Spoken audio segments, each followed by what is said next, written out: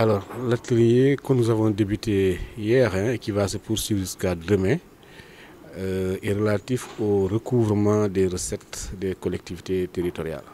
Comme vous le savez, le budget d'une collectivité, c'est des recettes et des dépenses. Et la Cour est amenée à contrôler l'exécution du budget des collectivités territoriales, ce que nous faisons déjà bien en ce qui concerne les dépenses. Nous le faisons également pour les recettes.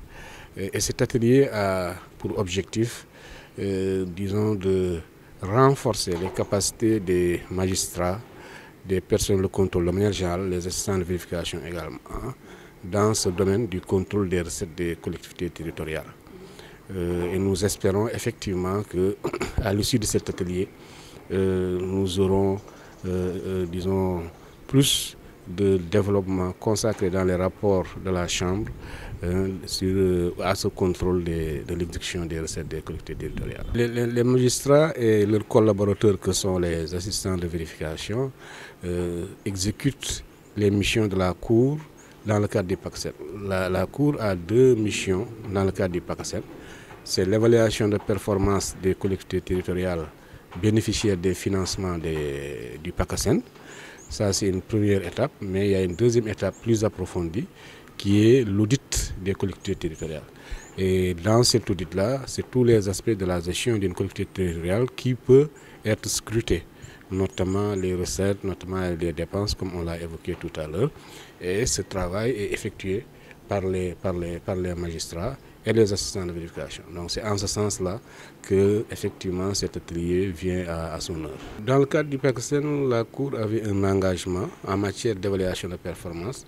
La Cour exécute cette mission-là à la satisfaction des parties prenantes au niveau national, mais également des parties prenantes que sont les partenaires techniques et financiers du programme, la Banque mondiale et l'AFD. Nous avons également des engagements, je l'ai mentionné tout à l'heure, en matière d'audit.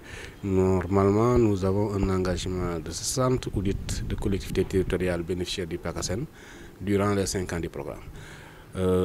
Disons à la dernière année à laquelle nous sommes, en 2024, nous sommes optimistes que la Cour atteindra à terme, n'est-ce pas, ce nombre de 60 audits à faire pour les CT bénéficiaires du PACASEN. L'audit a montré qu'il y a des efforts, effectivement, à faire dans les différents domaines que nous adressons habituellement, que sont la gouvernance, n'est-ce pas, et l'organisation administrative des collectivités territoriales, mais également l'exécution du budget, aussi bien en dépenses qu'en recettes, mais aussi l'organisation de manière générale des activités des CT. Ça peut être la question foncière, ça peut être des questions de comptabilité administrative, des questions de comptabilité matière.